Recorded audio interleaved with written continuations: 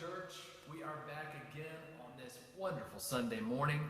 I am so excited to be here with you virtually one more time. My family and I are back, but we are in quarantine per Vermont state regulations since we were out of state for a while. So we're hanging out by ourselves, which is why I'm filming this here. Thank all of you so much for praying for us while we were gone and for helping us get settled back in as we reintegrate into normal church life here at Faith Church. So thank you so much for making us a part of your Sunday, whether you're joining us online or in person.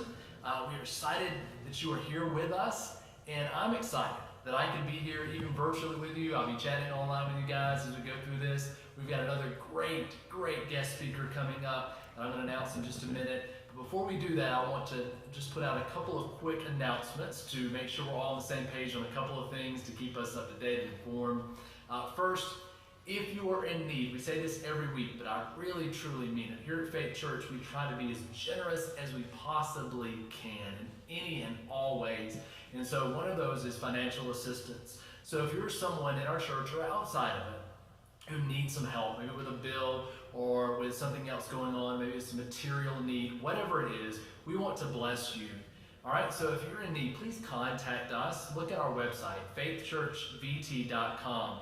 You'll see at the bottom ways to contact us. There's an email, there's a phone number, there's many ways. Make sure you choose one of those. Get up with us so that we can be able to bless you and help you in that moment of need in your life. Also, if you're giving, all right, because it takes givers to be generous, right? It takes you giving so we can give out to others.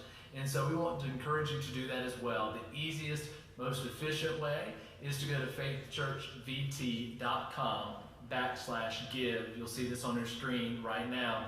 We encourage you to give online. Just makes it easier for us here to process it and to be able to put it into the budget faster so that we can get it out to those in need. Thank you so much for your generosity, whether it be your time, your talent, your finances, whatever it is. We just appreciate all of you so much for giving of yourselves, knowing that it's going to bless someone in this community and in the communities around us to ultimately accomplish our mission, which is what we're here doing together, is to bring people to saving knowledge of Jesus, to show them life transformation that only happens through Jesus Christ. And that starts many different ways, but it really, core what we do is when we're giving our time, our talent, and our treasure back to God, into this community, to bless those around us. So thank you for giving. Thank you for all that you've done for this church and for this community. We continue to keep that going this year. Thank you so much. Also, I want to highlight something else that we do every single week, and that's prayer meeting. Now, Sunday morning is awesome. We love this experience that we get to come together and share each Sunday morning at 10 o'clock. But I tell you what, you are known and cared for even during the week, whether you're here on a Sunday morning or not, whether you've been to our church ever or not, whether you've joined us virtually or not. I'm guaranteeing you, you have been and will continue to be prayed for and prayed over. Every Thursday night at 6:30, we gather together, either in-house or online, most of the times both. When I encourage you to join us in that prayer effort. Life changes, not only when we do life together in Jesus, but also we are praying with and for one another. That is the difference maker, because God listens to our prayers. He responds. He meets us in our need and helps us in new and exciting ways we can never imagine. He wants us to bring those things to Him, to pour our life and love over this community, over our friends, family, and neighbors. And that starts Thursdays, not just Sundays, but on Thursdays at 6:30. So if you could join us in person, we encourage you to do that. It's here at the church in the cafe area. Or if you want to join us online, it's on Facebook Live every Thursday night at 6:30. We pray together, and then I encourage you to go pray where you're at over your friends, family, your life, the lives of those around you, because that's where change truly starts. So thank you for doing that. Thank you for giving. Thank you for being here this morning. We are so excited to have Jake Stone from Mission City Church in Bennington. He has blessed us by coming and sharing a great message this morning. I don't even know what it's about fully, but I know it's going to be great because I know how good Jake is and the time and effort he puts into crafting this message and making sure you get the complete Word of God that's going to change your life this morning. So I pray that you give your full attention to Jake. Thank you so much, Jake, for coming and hanging out with us at Faith Church today. We can't wait to hear what you got for us, and we'll see you guys next time.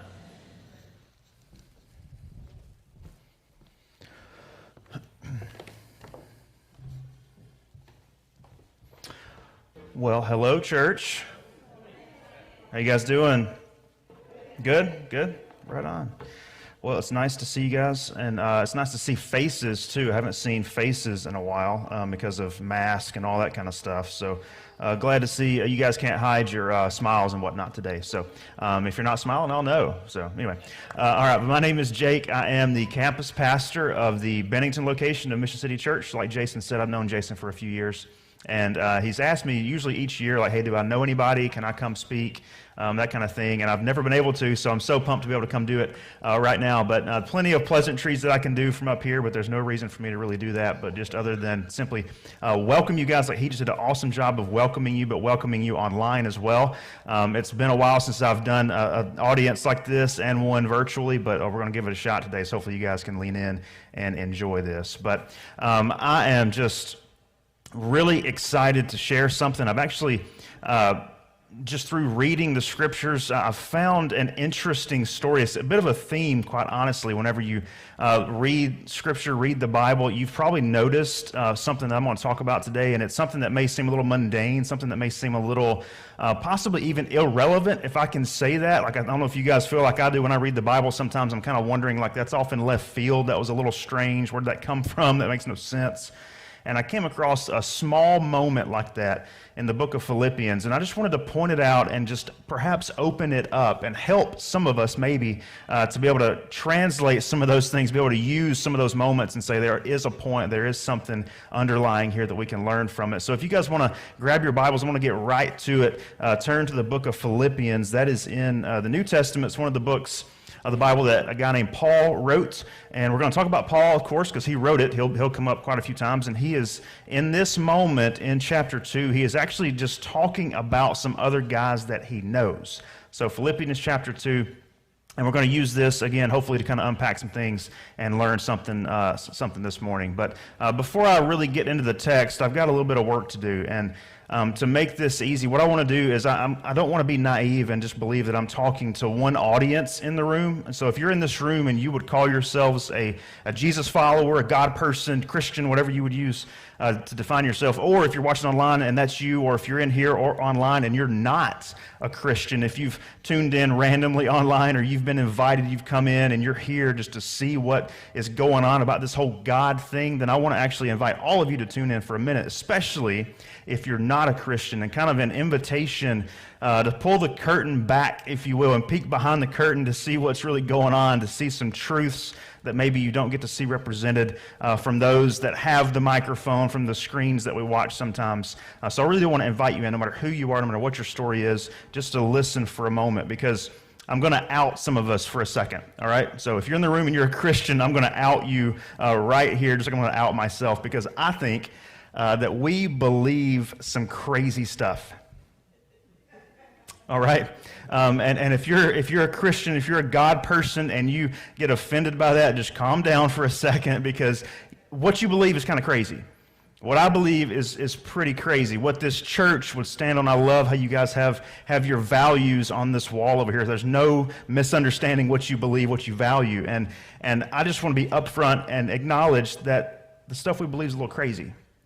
So let me kind of unpack that for a minute, not just say that we're crazy, but let me just try to articulate what it is we actually believe. I'm going to use my notes for this part because there's some certain terminology I want to make sure that I say and use. That'll be really helpful as we go on. But I think some of us in this room, some of us, we have really staked our lives on what I would consider to be probably the most outrageous, the most probably non-human story, something that nobody could really make up or articulate outside of it actually happening. I think we believe probably one of the craziest stories that has ever occurred, ever been even talked about in all of human history. That story being that there is a creator God that made everything. Made it all, that his Big Bang, if you will, moment that happened that began to create everything is actually still taking place to this day. There's still things that are being impacted by the moment when this Creator God spoke things into existence. And this Creator God, again, he made everything, made it all. And he is without error. He doesn't mess up, doesn't make mistakes. There's no error in anything he's spoken into existence, anything he's done. But in the midst of that, he's decided to be so intentional in his creation that he wanted to make a part of his creation to be what he would call kind of his prized possession. And that would be me and you. That would be you watching. That would be human beings as we know human beings to be. He would say, in all these things that I've spoken into being, there's this one part of my creation that is my prized creation. And he lays his image on that prized creation, and he lays the ability to choose on that prized creation. And that prized creation, you and I, we have the ability to choose. And what we have the ability to choose is to choose things that were created or the one that created all those things. But here's the crazy part. There's plenty of crazy parts, but the first crazy part is the fact that he gave us the ability to choose, and we've all chosen wrongly. But he knew we were going to choose wrongly, and he did it anyway. He still decided to create everything, to create me, to create you watching on this screen, to create all of us, and to give us the ability to choose something he made over him. And now that may not seem like a big deal, but here's the thing about this God that I'm talking about. This God is not only a holy God, if I can use kind of my hand motions to say he's a holy God, but he's also a holy God. He's not only holy and perfect and without error, but he's holy. He's everything that he would ever need to be, everything that we would ever need him to be. He's everything that is possibly needed at all. He is holy, and yet in the midst of all that, he still gave us the ability to choose something other than him. And we have. And the bad part about that is our choice, your choice, my choice, that rebellion fractured everything. Fractured everything that this Creator God, this holy and holy God created. It fractured all of that. Of the known, the unknown universe, everything that we know now, everything we will know in the future, everything we have known, it broke everything. Our choice. Our ability to choose. And yet, he still allows us to choose. But God. It's one of the moments I want to make sure I say, but God. Possibly the most powerful, the most, again, just kind of non-human part of the language that we even speak, but God. But he made a way anyway. Not only did he create everything, did he create us, did he give us the choice to choose him or the things he created, but he knew we were going to rebel and choose the things he made over him, but God. But he still made a way in the midst of our rebellion, in the midst of us breaking everything that he created, and especially breaking the relationship that we have with him. But God, he still made a way. Some of you probably heard this part of the Bible, for God so loved that he gave, right? For God so loved that he gave. He made a way. He gave in a weird twist of like something that we'll probably never comprehend. He gave his son, but he kind of gave in a weird twist of mystery, gave himself, really. It's like this weird thing we'll never understand, but God made a way and he gave. For God so loved that he gave. And he gave this son, and this son entered to this broken creation, entered in a way that none of us would ever choose to enter. If we had the capabilities and we had the standard and the statute that he has, we would never choose to enter this broken creation the way he did, but he chose to enter in probably the most dangerous way possible. When he could have chosen to enter into this framework, into this broken creation, he could have chosen to enter in any way he wanted to. He could have certainly entered into a royal palace, right? He could have chosen to enter into any kind of family lineage that he wanted to. I know you and I probably, if we were putting this story together, we would have chosen more than likely to enter into a way that we thought we were worthy of. But he didn't do that. He didn't choose to enter this creation the way any of us probably would have chosen. He entered this creation in one of the most dangerous ways possible as a baby. And especially in our heightened COVID culture that we're in, he chose to enter into a physical place that none of us would probably even hang out in, especially without our mask on, right? He chose to enter into a place that was just so dangerous and so it was not worth certainly the kingship that he was worth, but he chose to enter it anyway. And then this baby was given a name. And the Bible would say, and a lot of you have heard this and probably even said it, a name that's above every name, right? A name that, quite frankly, when you say it, and I'm not talking about the name Lord or Christ or God or any of those names. Those names are great and awesome and worthy, but there's this other name that throughout all human history, it's carried some weight about it. It's changed things. As a matter of fact, it changes things so much that it can stop things. It can start things. It can create things. It can put things in motion. It can cease things. It can, as a matter of fact, one of the first moments, the times that it's uttered, there's actually a baby in a womb nearby that jumps because of this name. A name that, like, when you say it, I don't know if you guys feel like I do when I say this name, but it feels like there's actually something in my mouth and it's like coming out. Like there's literal weight to this name. It silences enemies. Empowers people that are of the family. And that name, as you guys know, is Jesus. So this baby that's entered this creation, this broken creation, this way that God made, this Jesus that God sent into this earth didn't enter the way any of us would choose to enter, and was certainly on a mission that none of us would choose to be on. Because see, here's the thing about our rebellion, our brokenness, our separation from this holy and holy God is that we can't fix it.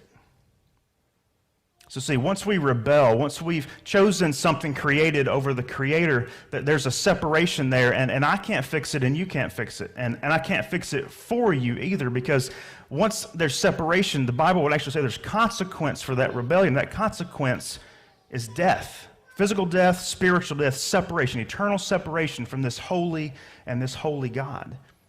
And you see there's a consequence for it. That consequence is death. But the thing is, I can't really like do anything about that other than take on my consequence. And I certainly can't do anything for you about it. I mean, I can't really die for you. I mean, I could die for you, but it wouldn't change anything. Because there has to be more than just simply the consequence taken. There has to be a replacement. And so Jesus came, and Jesus, this name above every name, and he came on a mission. And this mission was to live a life you and I could not live. Now again, remember, this stuff I'm talking about, this is what we believe, and this is crazy. But he came to live a life we couldn't live and take on the consequence for our rebellion. But here's the thing. Jesus' death, him taking on our consequence, wasn't enough. Bet you haven't heard that in church in a while. Jesus' death wasn't enough. Because, see, the death wasn't just what it was. If Jesus would have died, it would be like him writing you a check and you try to cash it and it bounces. Jesus couldn't just simply die for you. He had to replace you.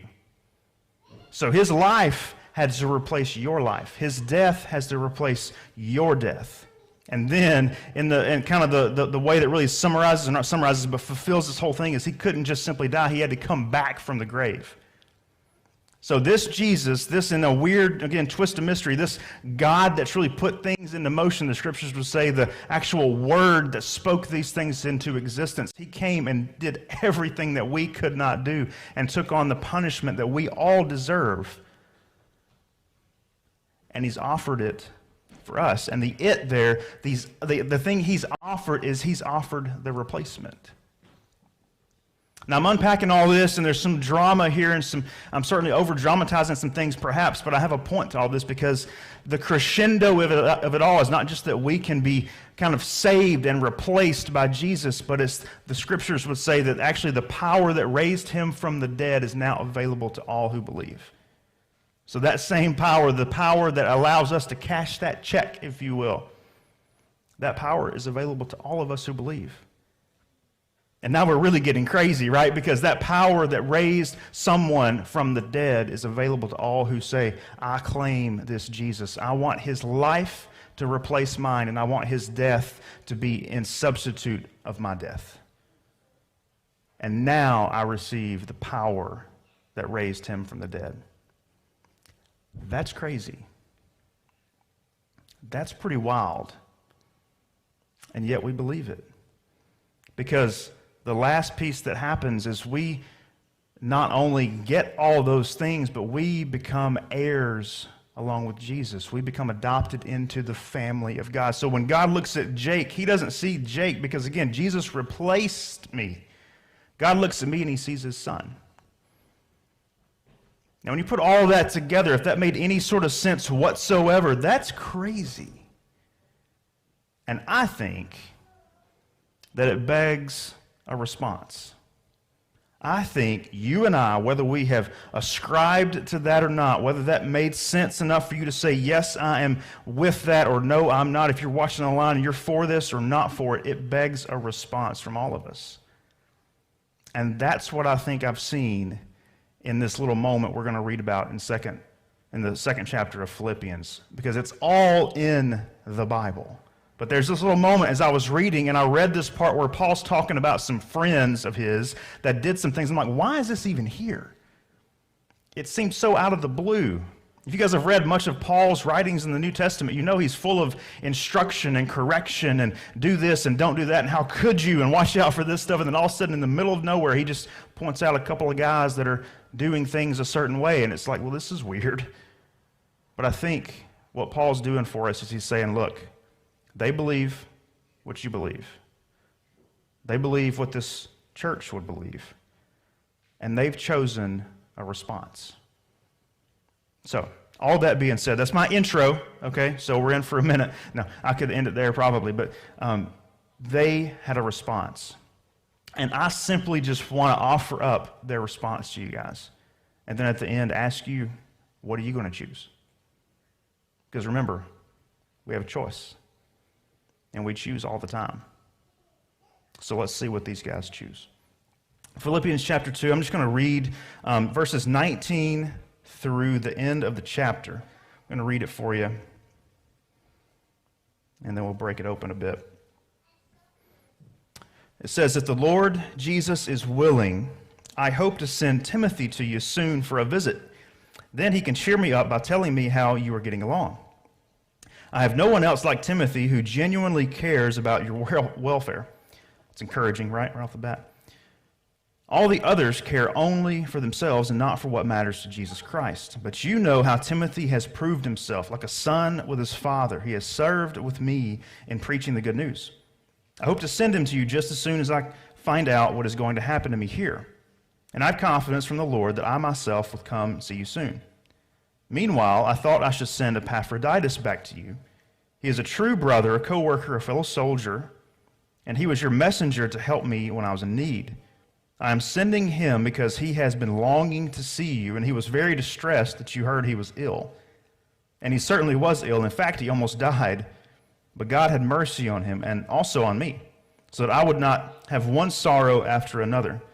So I am all the more anxious to send him back to you, for I know you will be glad to see him, and then I will not be so worried about you. Welcome him in the Lord's love and with great joy, and give him the honor that people like him deserve. For he risked his life for the work of Christ, and he was at the point of death while doing for me what you couldn't do from far away.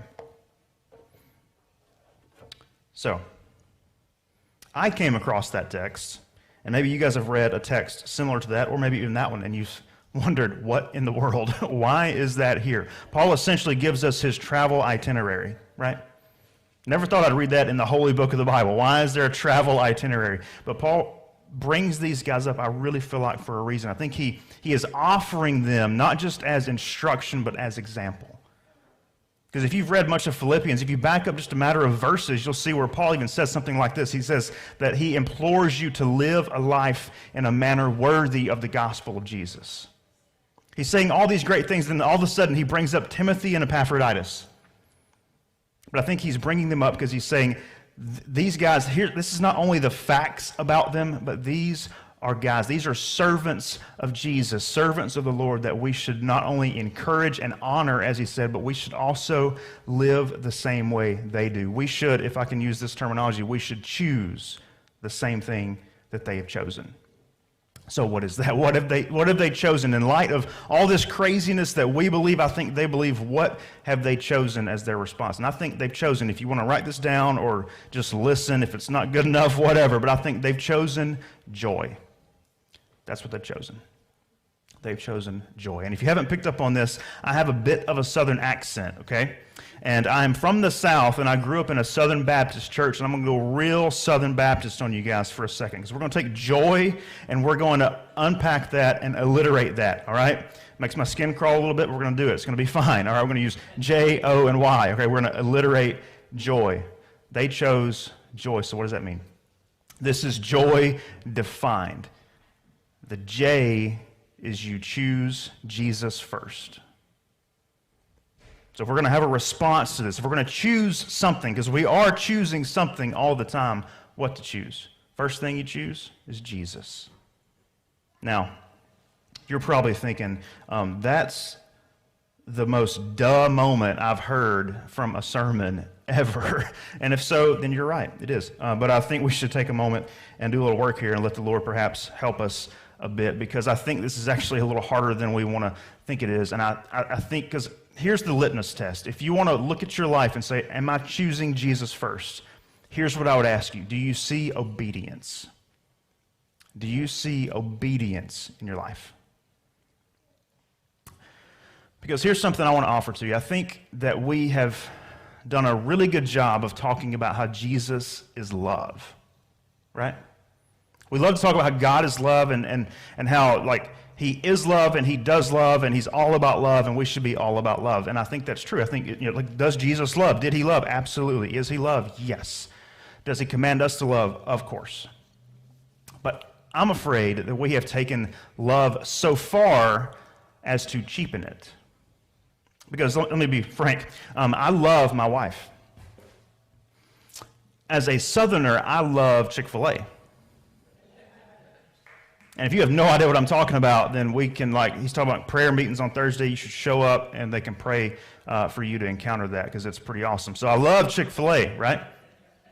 I love lots of things, but that's not the kind of love that Jesus would talk about. That's not the kind of love he would demonstrate. But yet I'm afraid we've taken love and we've made it we have cheapened it so that it is almost impossible to disobey it.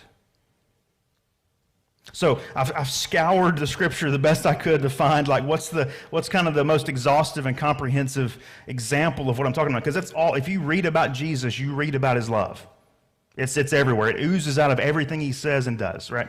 And I found this one text, and you guys can go back and look at this. It's a pretty remarkable section of scripture in John chapter 15. I'm going to read most of it. I may skip a verse or two here or there because I don't have a lot of time to go through all of it. But I just want to read this for you and just listen and just try to be taken up in this teaching that Jesus gives. And he does a lot of talk about love in here. And I want you guys to listen at what true biblical Jesus-type love might look like. This is Jesus. He's talking. He says, I am the true grapevine, and my Father, he's the gardener, and he cuts off every branch of mine that does not produce fruit, and he prunes the branches that do bear fruit so they will produce even more. You've already been pruned and purified by the message I've given you. He's talking to his disciples. He says, remain in me, and I'll remain in you, for a branch cannot produce fruit if it is severed from the vine, and you cannot be fruitful unless you remain in me. Yes, I am the vine, you are the branches. Those who remain in me and I in them will produce fruit. Apart from me, you can do nothing. Anyone who does not remain in me is thrown away like a useless branch and withers. Such branches are gathered into a pile to be burned. But if you remain in me and my words remain in you, you may ask for anything you want and it'll be granted. When you produce much fruit, you are my true disciples. This brings great glory to the Father. And he goes on to say, when you obey my commandments, you remain in my love, just as I obey my Father's commandments and remain in his love. I've told you these things so that you will be filled with my joy. yes, your joy will overflow. This is my commandment. Love each other in the same way that I've loved you. There's no greater love than to lay down one's life for his friends. You are my friends if you do what I command. And then he wraps this part up and says, this I command, love each other. So does he love? Yes. Does he command us to love? Absolutely. But I think, if I could go so far to say this, I think that Jesus' kind of love is probably a bit different than ours. That what he's imploring us to do might look a little bit different than how I love Chick-fil-A. So I just want us to be careful when it comes to choosing Jesus first. Let's not be so quick to say, of course I choose him first. And don't cheapen love. Don't cheapen. And if you picked up on this in the text, while there's grace upon grace upon grace, there's also truth upon truth upon truth. There's also talk from Jesus of commandments. Did you hear that? Let's not be so easy to take the things the Bible instructs us and just throw it out the window. We don't throw the baby out with the bathwater. Is there love? Of course there's love. Are there commands? Of course there are commands. It's a bit of all of this stuff. It's not one thing or the other. And so when it comes to choosing Jesus first, like these guys have done, I believe they have. When you read about Timothy, and he's talking about Timothy, he says, literally, there's nobody else that has your interest at heart. There's nobody else, which is kind of discouraging, I guess, but nobody else that has the same interest of Jesus, is what he says. I mean, think about it. If it was so easy to choose Jesus first, why is Paul struggling so much to find somebody that is? He's obviously struggling to find some folks that have chosen Jesus first. But he found Timothy. And he's pulling Timothy out of this crowd, out of this group, and saying, this is the guy I'm going to send to you. This is what you should choose. Choose Jesus first. So let me give you some tangible things here that I think might help when it comes to, there's a lot of talk of fruit in that text. You guys might have read that text before, and there's a really frightening piece where it says, like, if you don't produce fruit, you'll get burned and all this stuff. I'll let you guys handle that later if you want. That one's tough. But he's certainly talking about fruit, bearing fruit, producing fruit. And so I see you guys have these values on the wall, and I would actually want to lift those values up and just point some of them out to say that a good way to look at your life and say, am I putting him first, is their obedience. Are these values, are these things that we're saying as a church, that I'm saying as a believer, are they evident in my life? Are there fruits? Can I see evidence of these things? So stuff like being in community with others, like is that a part of your life? Like, do you come to church? Are you participating in the corporate gathering? Do you get together with other believers on a weekly basis and come to prayer and all these things that you guys have set up as a church? Are you participating in that? Do you spend time with the Lord? Daily, every other day, whatever rhythm you can get. Like, do you spend time? Do you pray? Do you talk? Do you listen? Do you read? Just some fruits, I think, are evident when we're choosing him first. Do you serve? Do you serve in your church? Do you serve your community through your church? And then I'll say this, and Jason, forgive me, but I'll probably say it. It makes it a little easier for me to say it. I'll leave here, and you guys can get mad at me all you want, but do you give? And I'm not talking time or talents. Like, do you give financially to the mission God's on? That's a fruit of obedience. If you're choosing him first, man, you give. Do you go? Do you share your story with other people? Do you share God's story of redemption with other people? Those are all fruits to pay attention to. I mean, you're saying, if you're saying, man, this is my church, this is the place God's given me to come worship him, that I ascribe to these values, like, do you see those things? Don't cheapen grace. Don't cheapen love. Look at these things. Look at your life. And try to be like Timothy. Try to be somebody that somebody would lift up and say, live like this person. They're living in a manner worthy of the gospel of Jesus. And look at these fruits. Because I would dare say, and then I'll move on to the next thing. I would dare say that if you're struggling to see fruit in your life of these commands that Jesus is talking about, if you struggle to see that, then I would dare say that probably in that area of your life, that thing is first. So in all these things that you read about with Jesus and you begin to hear your church talk about and your pastor leads you to do, if you just don't see fruit, if you're refusing to participate in those things, listen, this isn't condemnation, this is just reality, that thing is probably first in your life. So, what are you going to choose? Choose Jesus first, right? So, second thing, it's the O, by the way, J-O-Y. First thing, Jesus. Second thing we're going to choose is others second. Jesus first, others second. And then the next piece here in this text, after Paul talks about Timothy, he talks about a guy named Epaphroditus. And I love how he just brings this up again. It seems kind of pointless to what's going on, but he talks about Epaphroditus and how he just had, like, it's in this small text, it's like oozing with his concern, Epaphroditus' concern for other people. He was literally dying, but yet he was concerned about other people being concerned about him dying.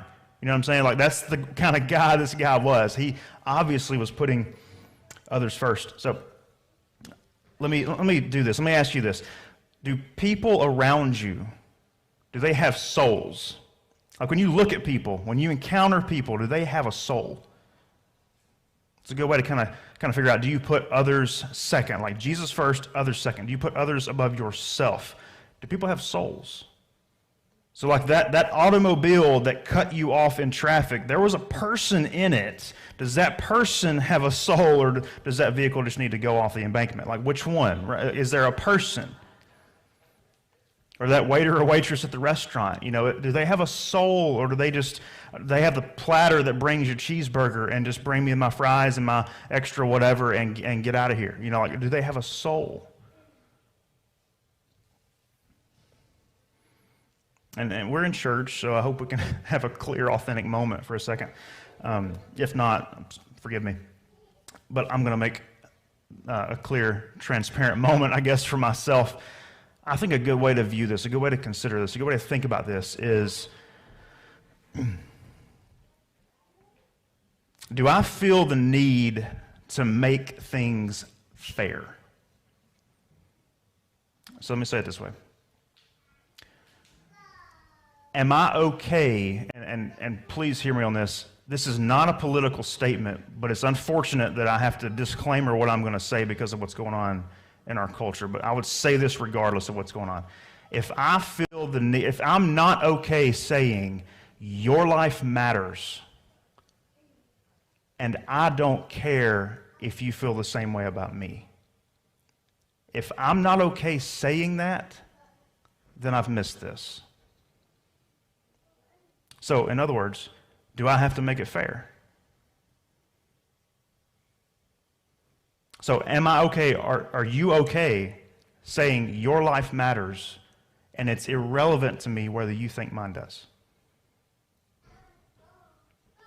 Now, if that's a struggle, if you're watching on this, that's a struggle, or if you're in this room, that's a struggle, then just hold on for a second before you like throw a Bible at me or whatever. What did Jesus do?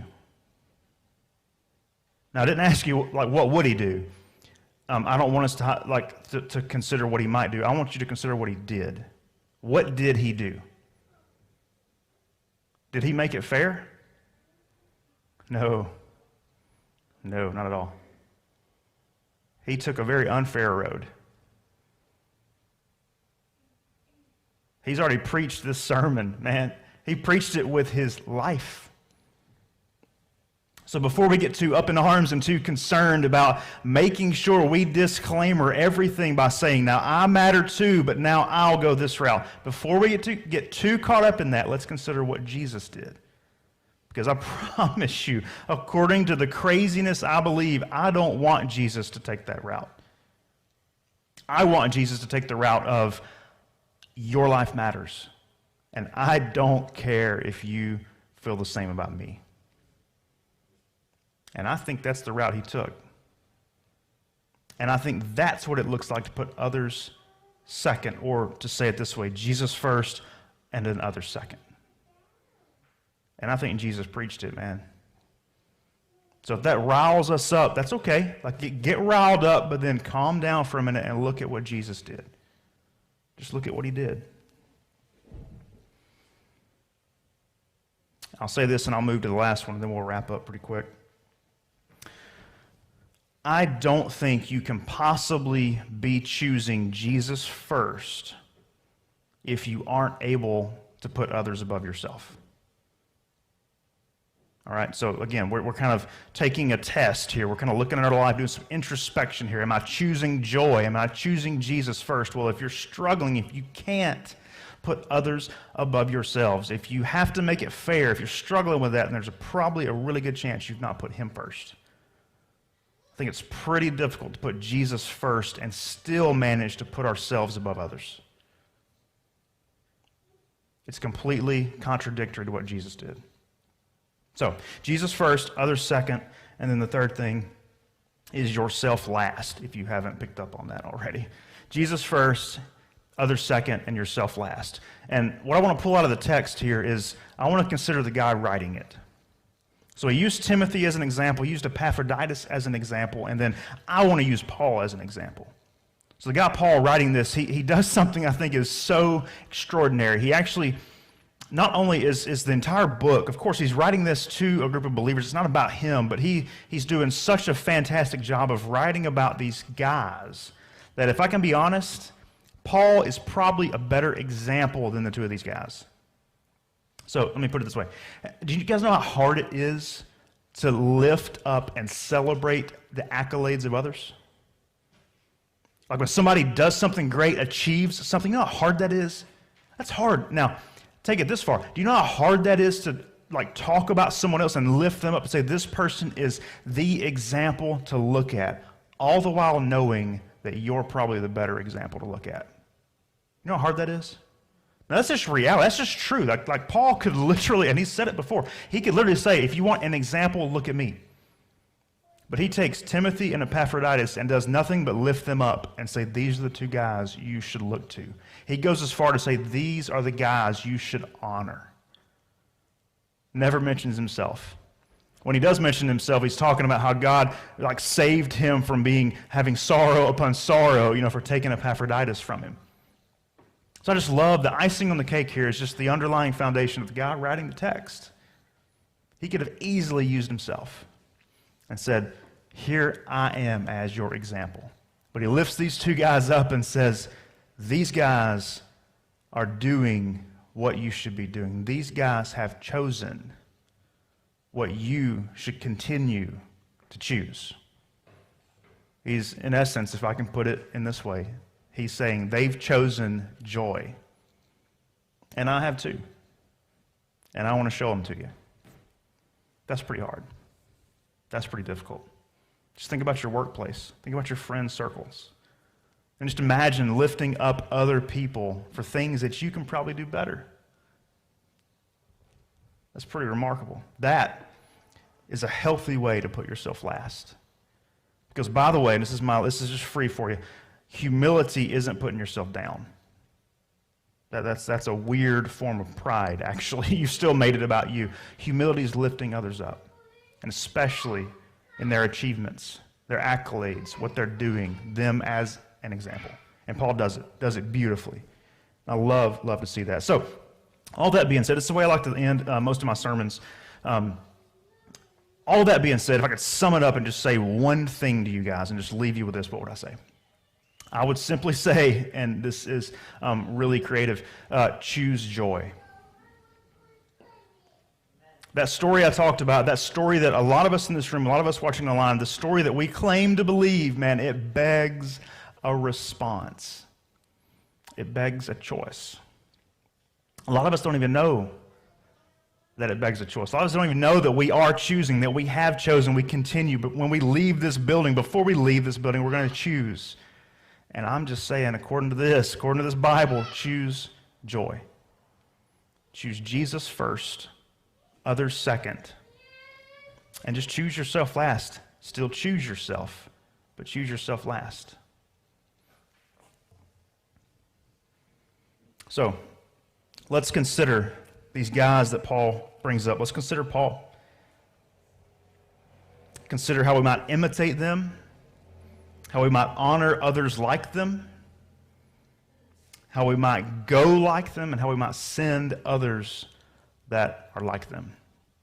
So if you guys will do this, I'm not sure how you kind of end your time together in the preaching and whatnot, but I would love to give us a chance to personally and privately respond. If you guys are okay with it, if you're not, it's okay. But if you're okay, if you'll bow your heads and just close your eyes for a minute and just give everyone around you, including yourself, a bit of a moment just to do some work with the Lord. If you're watching online, if you're sitting in a room by yourself or whatever, just take this moment, and I want to give everyone a chance. I want to lead us through perhaps a bit of response. So the first thing I want to do is I want to acknowledge the fact that maybe somebody in this room, somebody watching online, maybe you've not chosen Jesus first ever. Maybe you've never done that. And what I mean by that is you wouldn't consider yourself a Christian. Or maybe you've heard what I've said, you've read this text, or you're beginning to be convicted of the fact that you've been claiming to be a Christian, but you've never actually put him first. That there's no obedience in your life for the commands of Jesus and the example set before us by him. And so if that's you, and I just want to quickly, as concisely and hopefully as clear as I can, I want to lead you through what it looks like to choose him first. It means to acknowledge that you and I, that all of us, that you, make it personal, that you have chosen something over God. You have chosen something God created over the Creator God. And we've all done that. I've done that. We've all done it. Acknowledging it, saying, God, I have chosen other things over you. And I know that has severed our relationship because you are a holy and a holy God. But I want to have relationship with you. And I know I can't fix it. Nobody that I know can die for me. Nobody that I know can have their life replace mine except Jesus. I believe he did it. God, I believe that Jesus lived a life I couldn't live. He lived a perfect life. Tempted in all the ways I was tempted. But he lived it perfectly. And yet he still took my punishment. He still reaped my consequences. And God, I believe that Jesus came out of the grave, that death didn't conquer him. I believe Jesus won every battle he fought, even death. And I want the same power that rose him from the dead to dwell in me and be a part of my life. And God, when you look at me, I want you to see the perfect life of Jesus. And then the kicker of it all is I'm going to choose Jesus first every day, every moment, to the best of my ability, to the end of my days. And I believe that's what it looks like to choose Jesus first. So if you're listening and you've never done that, then if you want to do that, then that's my leading, hopefully, to you to get to that point. And so maybe somebody in this room or somebody watching online, maybe you want to do that, or you just made Jesus first in your life for the first time ever. And if that's you, man, welcome to the family of God. And if that's you, let someone know. Don't even attempt to do this alone. So for the rest of us in this room, I want to pray for us. And I'm just going to plead with the Lord that he helps me do this. That he helps me put him first, others second, and me last. God, we love you. God, I'm so thankful just for the opportunity to get together with other believers, other seekers, people that maybe don't quite know where they stand with their relationship with you. But God, either way, I'm just thankful to get together with people and begin to open your word and just to look at the truths that you've preserved for us for thousands of years. And God, I pray there's some truth that has been spoken this morning. God, I pray that some transformations happened in lives. God, I pray that I leave this place personally differently than I came in. God, I pray everyone in this room leaves differently than they came in. God, I pray someone online, someone in this room, perhaps made you first in their life for the very first time ever. And God, if that's true, God, I pray they find someone to help them. Take more next steps. To take more steps in obedience, see more fruit of obedience in their life. God, I pray that for me. I pray that for everyone here, God, that is a believer, everyone watching that is a Christian. God, I pray for more fruit, more obedience. God, I pray you help us choose. Help us choose Jesus first, others second, and ourselves last. God, we love you, and without a doubt, we know that you love us. Amen.